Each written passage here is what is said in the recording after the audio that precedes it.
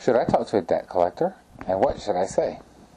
Brought to you by Kenneth Chabert at yourlegallegup.com. Your advantage if you're being sued by debt collectors.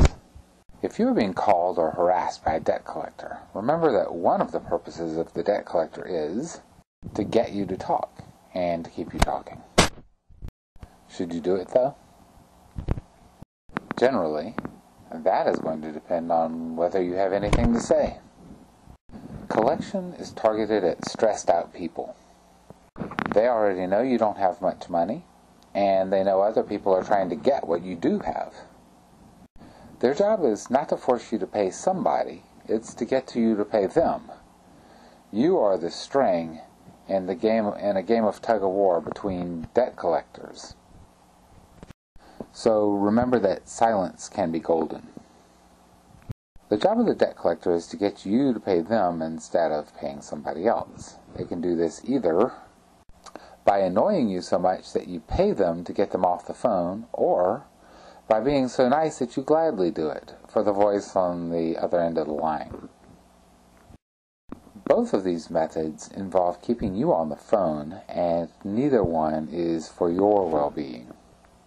Also, if you tell them about your job or bank, they improve their chances of making you pay if they sue you, which makes it more likely that they will. So unless you have your own purposes for communicating, you shouldn't do it. Sometimes it does make sense to talk. What might be a good reason for you to communicate? Well, because you want something tangible.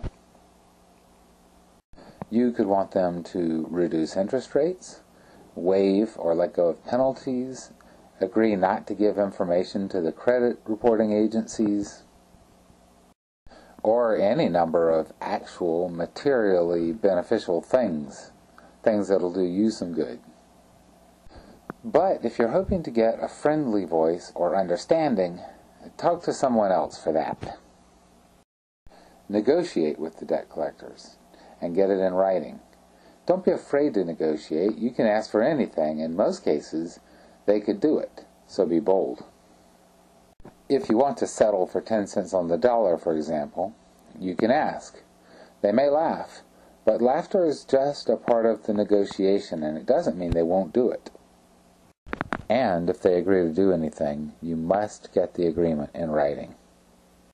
In a practical sense, it just doesn't count if you don't. You won't be able to prove it, and sometimes a spoken or oral modification of a contract would not even be legal, even if you could prove it. Whatever deal you do make, they'll want something in return, an immediate payment, an agreement to pay by a certain date, something. You can agree, but don't overcommit, as this may negate the agreement, if you can't do what you say you'll do, and will almost certainly increase the phone calls that you get. Remember that the debt collector is keeping records of everything you say, so don't tell them where you work or bank. And when you run out of reasons to keep talking, make sure that you actually do stop talking to them.